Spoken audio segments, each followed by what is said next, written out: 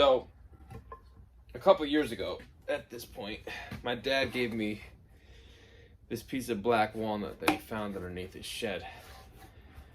And I've been meaning to do something with it. And just recently, my buddy, one of my good friends from college, got married. And a couple of us went in on a signed jersey from one of his favorite players from our college, our alma mater, Penn State.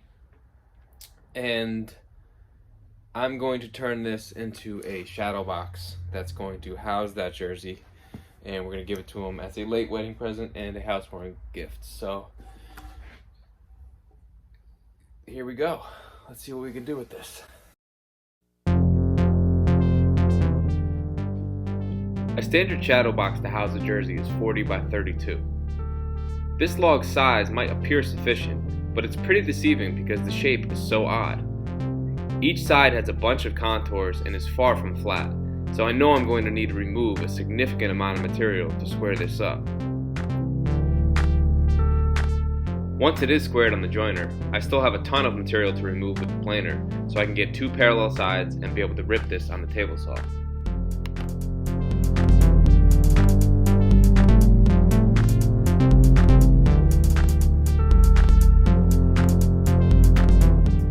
Once I have it ripped to my four sides, I need to cut my dados and rabbets to house the glass in the back of the box.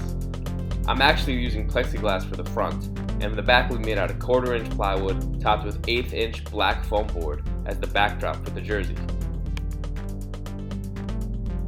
Once the appropriate grooves are cut, I can cut my miters on the chop saw.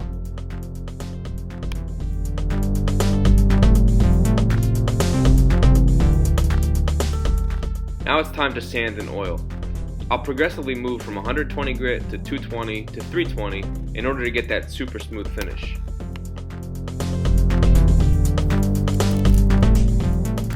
I'm covering the mitered ends with painter's tape so I don't get any oil on the surfaces that will be glued. For the finish, I'm using boiled linseed oil. I love using it on hardwoods, especially on something like a frame that won't get any wear and tear once it's hung up.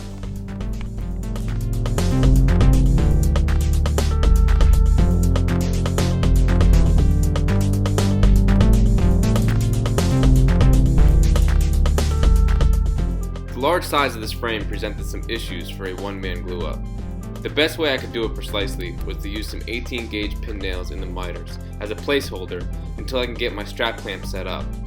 The strap clamp then pulled all the joints tight and I let it sit for 2 hours.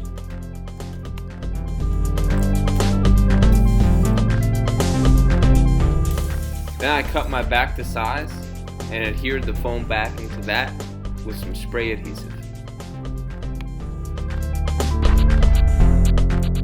My wife helped steam the wrinkles out, I put foam inside the jersey, and my son wanted more donut.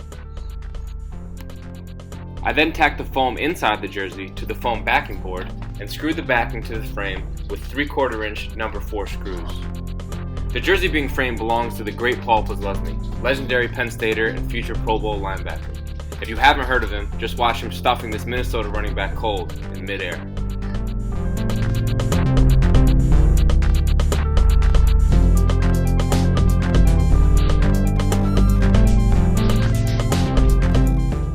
I'm excited for my buddy to receive this gift and hang it in his house for years to come.